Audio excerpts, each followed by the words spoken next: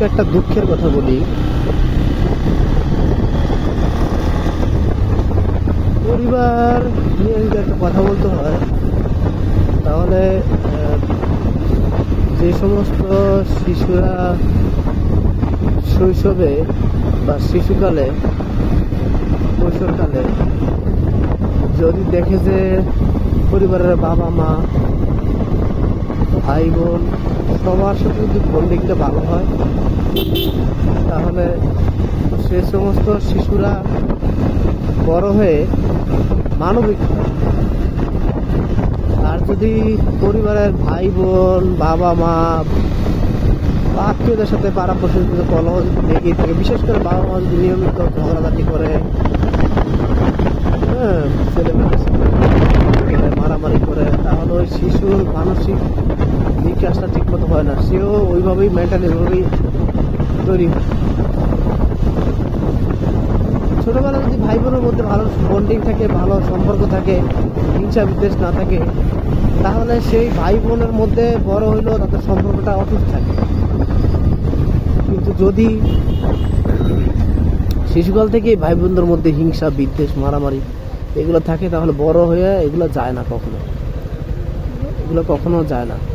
সুতরাং পরিবারের উচিত শিশুদের ভবিষ্যৎ, উজ্জ্বল ভবিষ্যতের কথা চিন্তা করে তাদেরকে যাতে মানুষ হিসেবে গড়ে তোলা যায়, তারা যেন মানবিক হয়, তারা যেন নিষ্ঠুর না হয়। আমাদের প্রত্যেকেই সেদিকে নজর দেওয়া উচিত। কারণ পরিবারে একটা শিশুর সামাজিকরণের সবচেয়ে বেশি মূল ভূমিকা পালন করে। যেখানে একজন শিশু মানবিক হয়ে গড়ে উঠতে পারে, সেটার মেইন কারিগর কিন্তু পরিবার। শিক্ষা প্রতিষ্ঠান জাস্ট কাগজ কলমের শিক্ষা দিবে, যে শিক্ষা তার বাস্তব জীবনে কাজ খুব কমে লাগবে। শিশু যে প্রকৃতি থেকে, শিশু যে পরিবার থেকে, শিশু যে আত্মীয় স্বজন পাড়া প্রতিবেশী থেকে যা শিখবে, সেটাই কিন্তু তার ভবিষ্যৎ জীবনে কাজে লাগবে। মানে বই পুস্তকে পড়লাম, এটা হচ্ছে মুখস্থ গদ বাঁধা, এই পড়া আমার কোনো কাজেই লাগবে না যদি আমি শিশুকালে মানবিক না হই। বই পুস্তকে লেখা থাকে মানবিক হওয়ার কথা বলা থাকে, কিন্তু সেই শিক্ষাটা আসলে দিতে হবে পরিবার থেকে, যাতে একটা শিশু বই পড়ে বুঝতে পারে যে তাকে মানবিক হতে হবে। বিষয়টা এমন না, একটা শিশু শৈশব থেকেই, কৈশোর থেকেই, পরিবার থেকেই সে শিখবে যে মানবিক কি, মানুষের দুঃখ কষ্টে কীভাবে সাহায্য করতে হয়, বড়দের কীভাবে সম্মান করতে হয়, ছোটদের কীভাবে স্নেহ করতে হয়। এই জিনিসগুলা যদি একটা শিশু ছোটোবেলা থেকে দেখে, তাহলে সে সেভাবেই গড়ে উঠবে।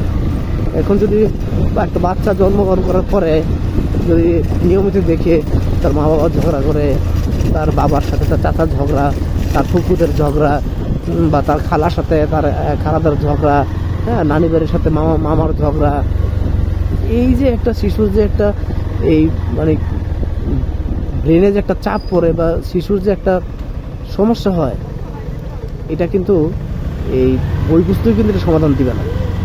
এটা যদি সমাধান দিতে হয় তাহলে শিশুর কথা চিন্তা করে, শিশুর অ্যাটলিস্ট যাতে শিশুটা মানবিক হয়, শিশুটা যাতে সুন্দরভাবে সুস্থভাবে পৃথিবীতে নিঃশ্বাস নিতে পারে, সেজন্য আমাদের শিশুকে এই পৃথিবীতে কি করতে হবে, পাঠযোগ্য করে তুলতে হবে, যাতে সে সুন্দরভাবে সুশৃঙ্খলভাবে একজন সঠিক মানুষ হিসেবে গড়ে ওঠে। আমরা সবাই হচ্ছে যে ছেলে মেয়েদের এই কি বলি মানুষ করি, ডাক্তার বানাই, ইঞ্জিনিয়ার বানাই, ভাবি যে আমার ছেলে মানুষ হয়ে গেছে। কিন্তু আসলে এরকম না। এই ডাক্তার বানান, ইঞ্জিনিয়ার বানান, ছেলেকে বিদেশ পাঠিয়ে দিলেন, তাতে করে কী হলো? আপনি কিন্তু শেষ বয়সে যায় আপনি কী হবেন, আপনি বৃদ্ধাশ্রমে আপনার যাইতে হবে। তো যেন আপনার ছেলে মেয়েকে বৃদ্ধাশ্রমে যেতে না হয়, আপনার ছেলে মেয়েকে মানে আপনাকে যেন বৃদ্ধাশ্রমে যাইতে না হয়, সেজন্য ওইভাবে আপনার ছেলে মেয়েদেরকে মানুষ করেন, মানবিক করে তোলেন। তারা যেন মানুষের দুঃখ কষ্ট বোঝে, বাবা মার দুঃখ কষ্ট বোঝে, আত্মীয় স্বজনের সাথে ভালো সম্পর্ক বজায় রাখেন, তাদেরকে মানবিক হিসেবে গড়ে তুলতে সাহায্য করবেন। ধন্যবাদ।